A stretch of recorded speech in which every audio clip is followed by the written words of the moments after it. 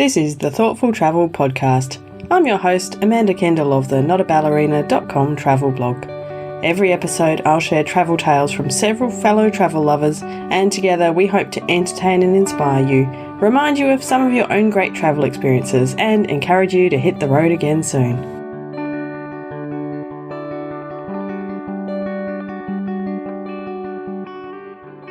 Hello and welcome to episode 165 of the Thoughtful Travel Podcast. We've got a topic today that I haven't covered until now, and yet it is one of the most important parts of planning your trip, and it is travel insurance. Now, I have had to claim on travel insurance only, touch wood, only twice so far in my traveling life. Once when my backpack, my beloved backpack, was lost forever. That was very tragic. And once this year, in fact, when I was driving along on a Danish highway near Aarhus and a stone chipped my windscreen and had to let the insurance take care of that. That was a really annoying one. As soon as that hit, I thought, this is going to involve paperwork. But anyway, all was good because I had travel insurance, and that is definitely going to be the common theme of today's episode, because I believe in that old adage that if you can't afford travel insurance, you can't afford to travel. But don't let me convince you. I've got a really interesting array of guests that will help make you think about this, and we have a really fun story. Well, really fascinating story to start with, let's say.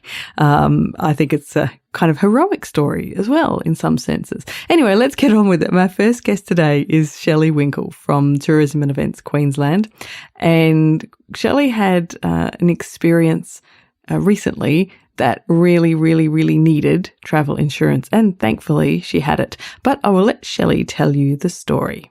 Well, I am of a certain age where I'm kind of thinking I've got to get out there and hike the world while I can. There's probably 10 years left. And I am with a beautiful partner who my friends say I torture the hell out of him by making him do these long hikes. So I somehow eyed off South America to do a hike and coerced him into doing the Machu Picchu hike with me, which was absolutely phenomenal. He then went home to Australia, and I decided to tack on another 10 to 12 days and go down to Patagonia. Do you know where that is? I Patagonia? do, yes. You do, yeah. And it's beautiful, right? It is basically the end of the earth. It is this remote region with I wouldn't say tundra. I don't really know what the what you would say for the vegetation, but it also has these amazing, striking, really high mountains that are always snow-capped over lakes, so it's over glaciers. So absolutely exquisite place. And I'd identified that I wanted to do this hike called the W Trail. So I was on my own, but I was in a group, if that makes sense. Yes. And I was pretty buggered, having done 4 weeks traveling through Peru and Chile.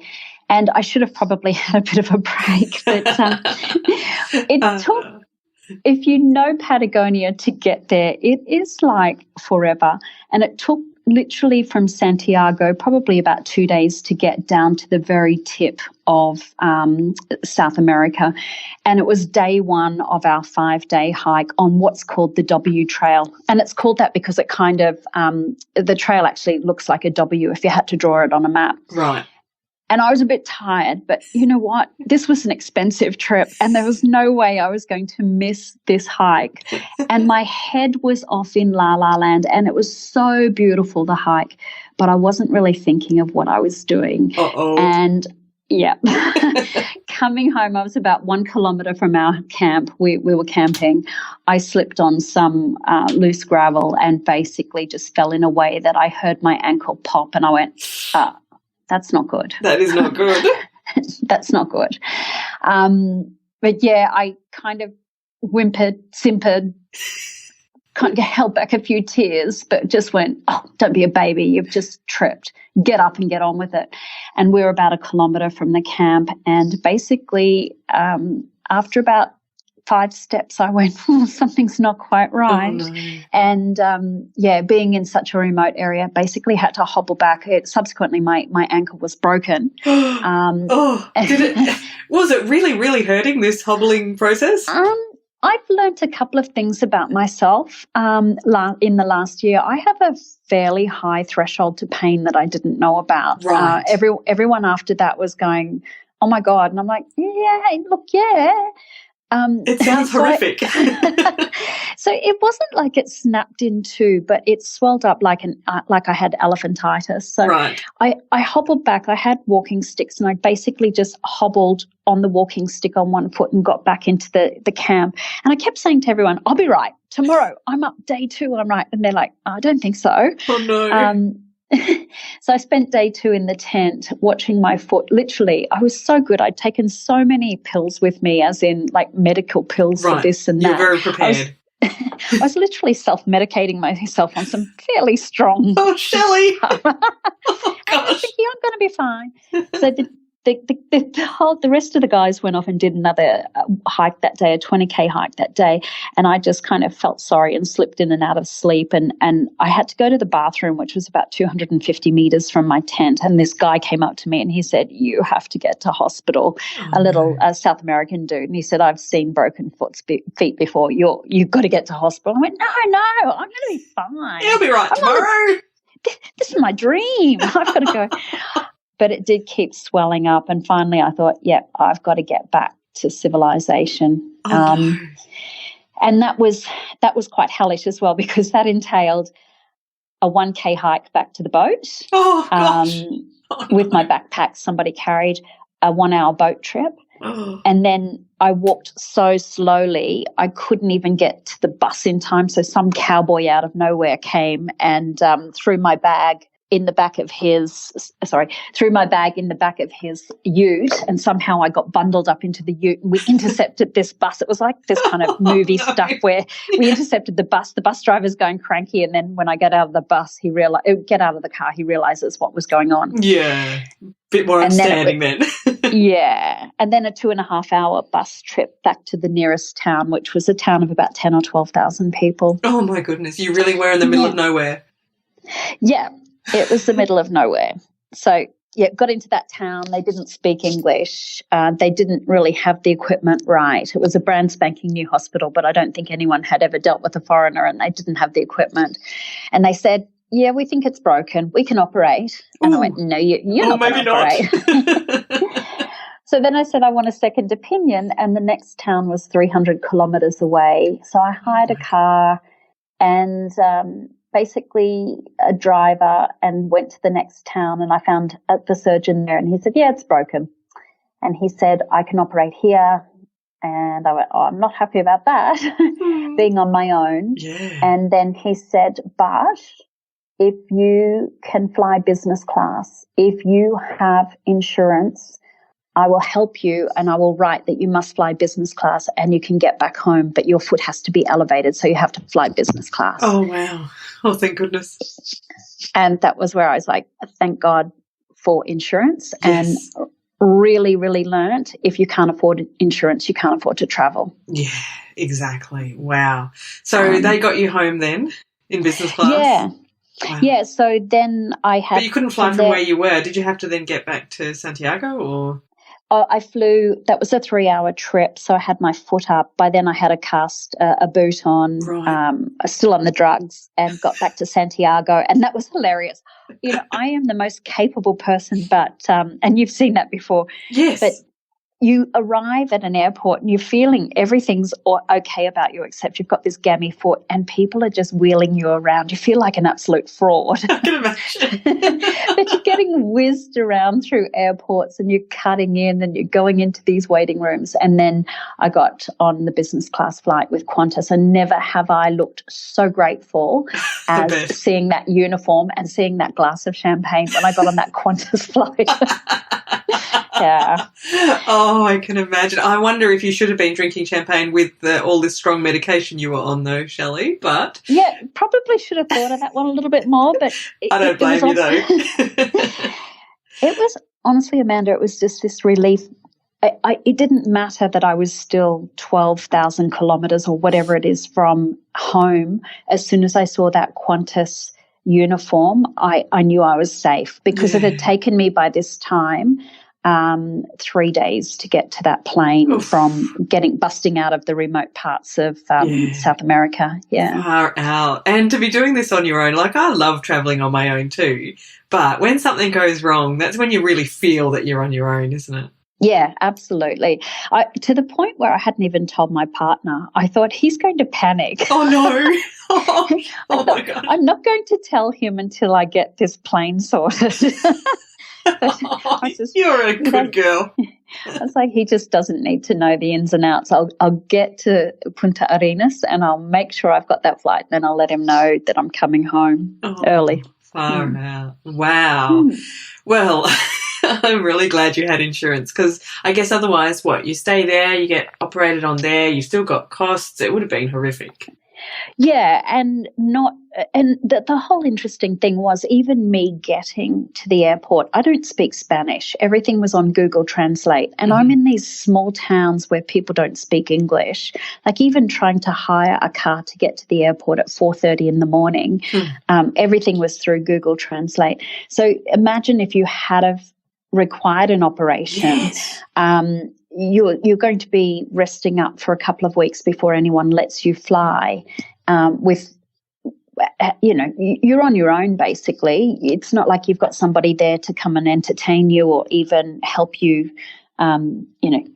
whatever you need. So even go and get snacks for you, or and translate important information from the doctors and stuff like that. Yeah, so my strong advice, I've so learnt, have insurance, have good insurance, because it eventually at some stage will pay dividends. I hope nothing like that ever happens to me, but I'm glad it all worked out in the end for Shelley. Now, my next guest today is a proper expert on insurance. It's Lisa Kable from the Insurance Council of Australia. And we chatted about a variety of interesting kind of insurance-related topics, including some things that I didn't know much about, I have to admit. And we started off talking about the government warnings, like the levels of risk in travelling to certain places, from an Australian perspective, because Lisa and I are both in Australia. So we talk about the level 3 countries and the level 4 countries. Level 3, I think, is reconsider your need to travel to this country. That's the government warning from the Smart Traveller website. And level 4 is basically don't travel here. And anyway, we talked about some of these travel insurance topics, and Lisa told me some things that I found utterly fascinating. In 2018-19, there were 11.2 million overseas trips from Australia. Right. Just to give us a bit of a platform, when I give you some stats through this chat, you can kind of do a bit of maths on it and work out the staggering number of people that could be affected in some of the situations.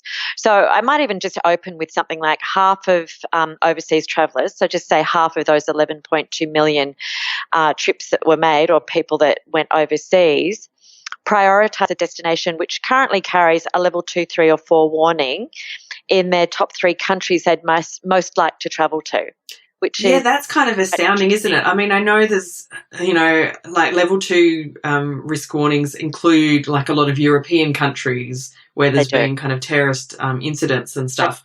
So, but nonetheless, that is kind of an astounding fact. Yeah. So a high degree of caution is level 2. So 46% aspire to travel to a country with a level 2. So you're right, it's France, Belgium, places like that just have had these terrorist activities in the past, which have pushed them up to this level. The reconsider your need to travel still sits around 8%. So when you go 8% of 11.2 million, you're still talking a lot of people. That's true, isn't it? Yeah, and because that was already a fairly serious warning. Like if I look at level 3 destinations, there are a lot of places that I would, especially with my son, who I usually travel with, I would very seriously reconsider actually going to them. Well, yes, you would. And then 1% of all of those people aspire to go to a do not travel, so a level 4. And then they're basically sailing there on their own or flying there on their own because they won't be able to get travel insurance.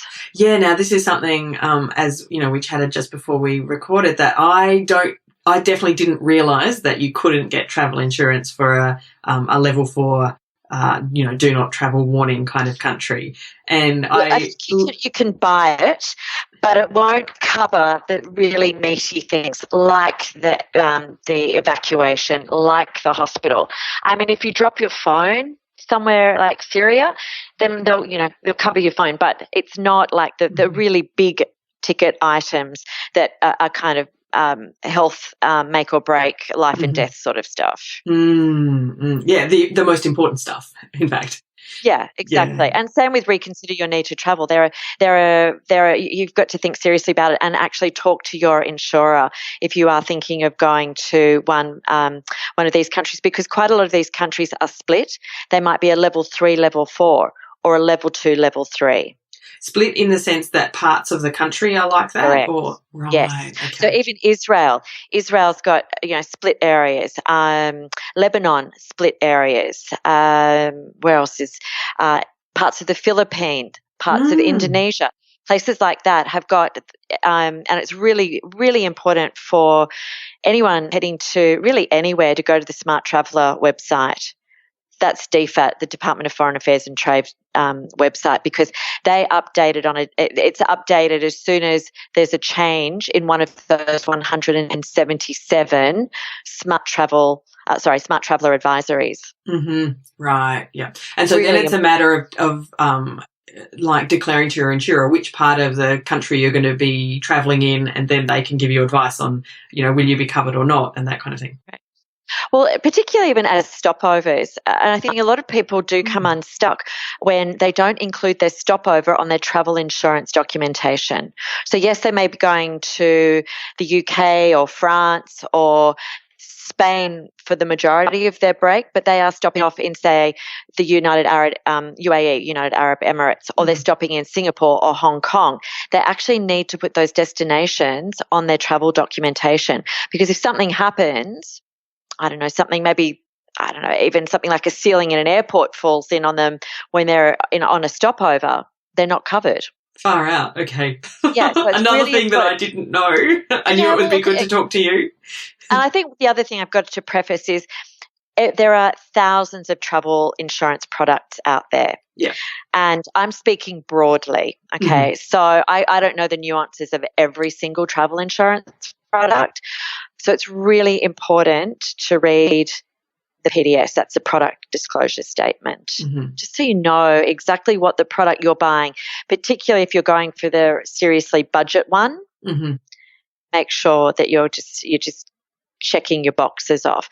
And even places like going to Hong Kong at the moment. I mean, Hong Kong at the moment is on one particular advice level. Who knows in 3 weeks' time if things escalate, it could go to the next advice level, and you've got that as one of your stopovers. You just need to be aware. It's all about being aware in this current climate of our global world, our global environment. Where things can change and can change quite rapidly.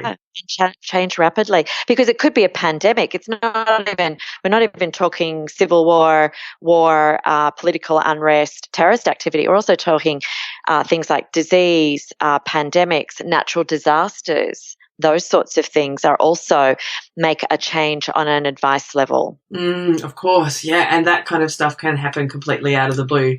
You certainly can't predict it. Yeah, that's right. Yeah. So my serious advice is, when you pay for those big ticket parts of your trip, the flights, if there's a big component of accommodation or tours, take your insurance out as close to that purchase time of the big ticket items that you can.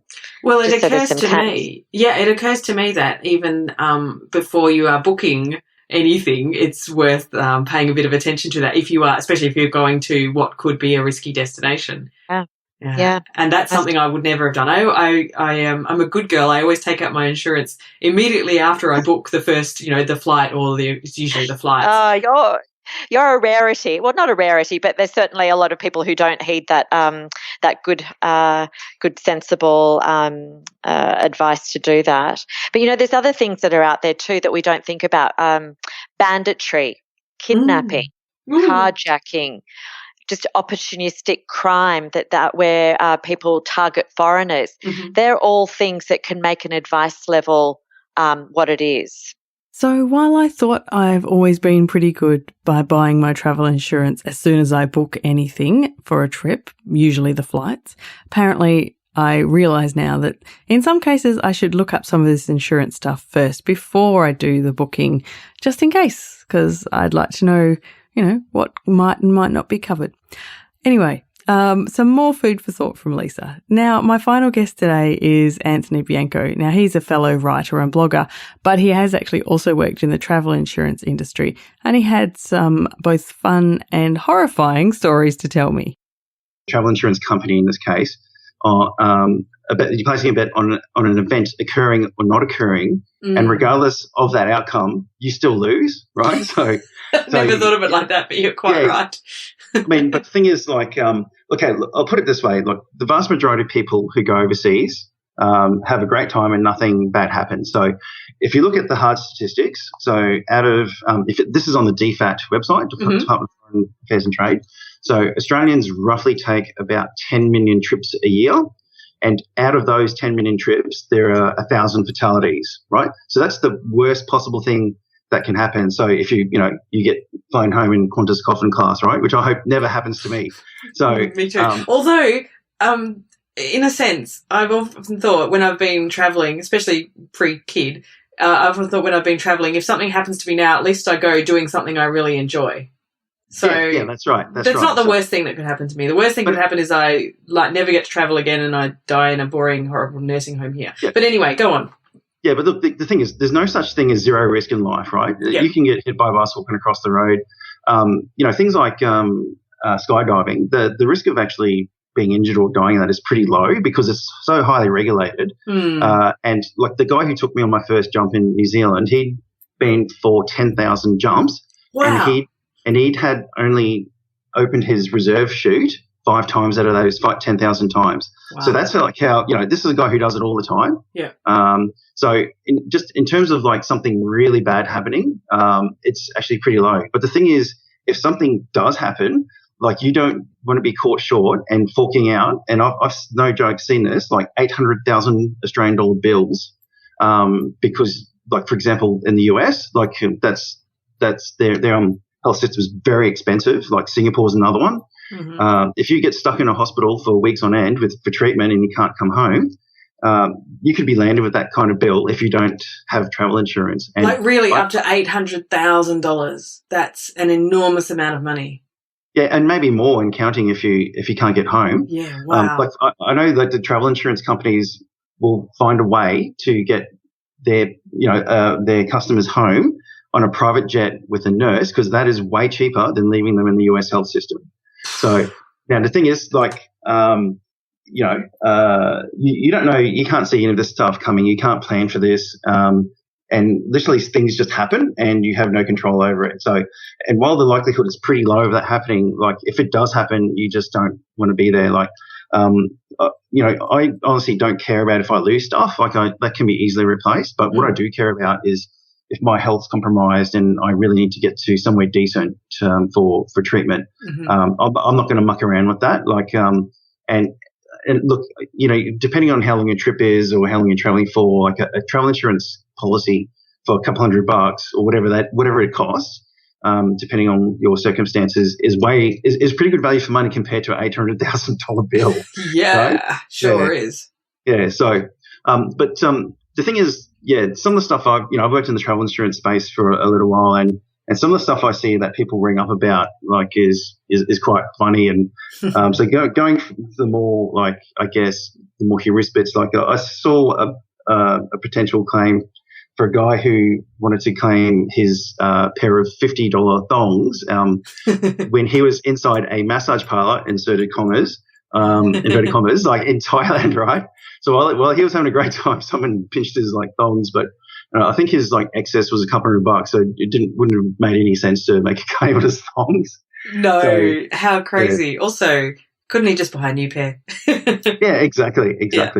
But like obviously a lot of things I've seen in terms of what people call up about and missing flights for is gastro. Like Look, traveler's diarrhea is hereditary because it runs in your genes, right? So, boom, boom. Oh, that's terrible. That is officially the worst joke I have ever recorded for this podcast. Oh, you had to at least have one bad dad joke from me. So I'm not surprised at all. I'll leave it in, don't you worry. but seriously, like, you can be left on the toilet and you can't make your flight, so there's delays and cancellations and barley belly and jelly belly, that sort of thing. So you get a lot of that. But you know, if you're wondering why like premiums go up for, you know, snowboarding and skiing, well, statistically speaking, that's because like there's a lot of accidents that happen and that require treatment and, you know, pretty intensive treatment with injuries. I see a lot of stuff about scooters. Like I think twice about hopping on a scooter after seeing like all the accident reports that come in. I've even seen something ironic about, you know, someone had a scooter run over their foot, like coming out of the airport, like, you know, just stuff like that. On arrival. Yeah. So, yeah, all the random stuff that happens. And I've had a personal experience, not me personally, but my sister. And I'm pretty sure she didn't see this coming. And she was walking down the road in Mozambique after visiting an orphanage, and like, don't know if you've been to Africa, but a lot of Africa's roads are more potholes than bitumen, right? So, so what was happening? This guy was cruising along in his minibus, and he was trying to avoid the potholes. And what happened is he avoided one a bit too far and clipped my sister's arm. Oh no! And so she was like in agony because it. And so the guy was pretty good. He took her to the nearest hospital, and she got an X-ray. But because the X-ray machine and equipment was so outdated, it was literally from the 50s. It didn't pick up a fracture in her forearm. Oh no! And so she's going, oh, I'm in all this pain and this sort of stuff. She was in Africa for another week or so, flew to Hong Kong, and then thought, oh, you know, this is really hurting. What's going on here? And then she's gone to a hospital, and they had more sophisticated equipment, and it picked up the fracture. So she spent a week or two without a cast on.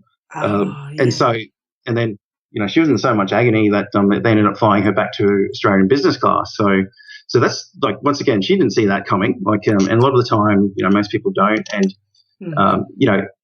I can't tell people how to run their lives, but there's no way in the world I would ever go traveling overseas without travel insurance, because even though like you are placing a bet against the company about that event happening, like if it does happen, like I don't want to be left out in the cold, because like the embassy is not going to help you. And frankly, I don't really want to rely on stuff like GoFundMe or anything like that. So that's right. Yeah, absolutely. I mean, you know, you see this all the time, but it's so true. If you can't afford travel insurance, you can't afford to travel. So yes, exactly.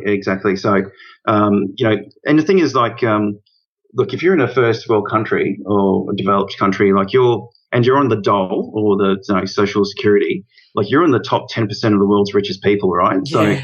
So if you're able to hop on a plane and go traveling somewhere, like you're one of the world's wealthiest people, and you can definitely afford to take out a travel insurance policy, even if it's just for medical only. Like, you know, if you think, I want to, you know, save a few bucks here and there, and well, that's fine. Let's just go for the medical stuff and just making sure that that's covered at least, because at least that, yeah.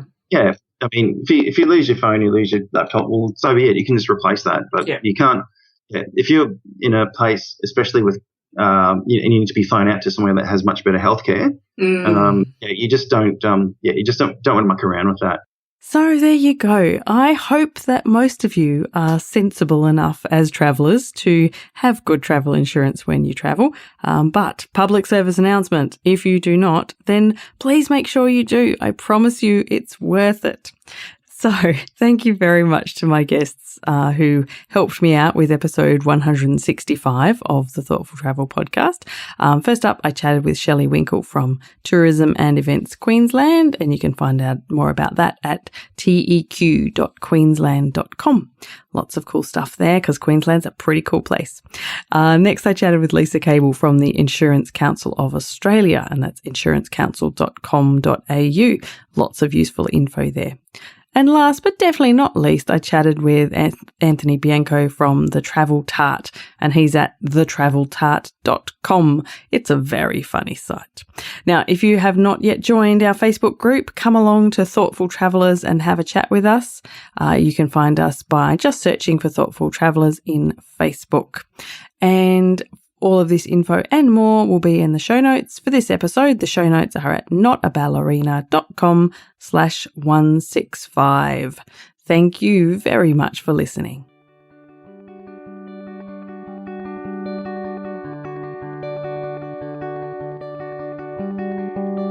This has been another episode of the Thoughtful Travel Podcast. Show notes and other information are at notaballerina.com/podcast. Join me again soon for another chat about why we travel.